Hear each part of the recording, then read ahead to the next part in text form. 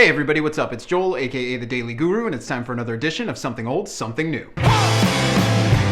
Today for Something Old, we're going to check out one of the most amazing and outright high-energy records ever made. It's Dinosaur Jr. and their 1988 masterpiece, Bug. When it comes to that once-in-a-generation band that people cite as saving rock and roll and keeping the true spirit alive, no other is on the same level as Dinosaur Jr. And after more than 20 years, Bug still stands as their most stunning effort. Bringing heavy doses of fuzz and volume, yet giving it a completely unique form, Dinosaur Jr. plays what is easily one of the most addictive styles of music ever. Whether it's the imposing, distorted guitars, or the crushing rhythm section, or the unmistakable voice of Jay Mascis, Bug demands that you play it at a high volume. And somehow it manages to get more and more enjoyable every time you play it. This record really represents the largest shift in the band's history, as the album is a lot more clean and polished and focused than their previous efforts, and this is the form that they continue to go in to this day. Also, with the lyric and sonic assault, as well as the general timing of when this was released, you can easily cite Bug as one of the most important albums in the development of what would be called alternative rock in the early 1990s. Powered by their classic song Freak Scene, there's a raw, authentic feeling that runs throughout the entire record, and there are moments when Bug is as much of a guitar rock record as it is a post-punk classic. Simply put, Dinosaur Jr. remain today one of the most consistently superior bands in all of music history, and Bug may very well be their finest achievement. So if somehow this record is not in your collection, stop whatever you're doing right now and change that. Thank me later.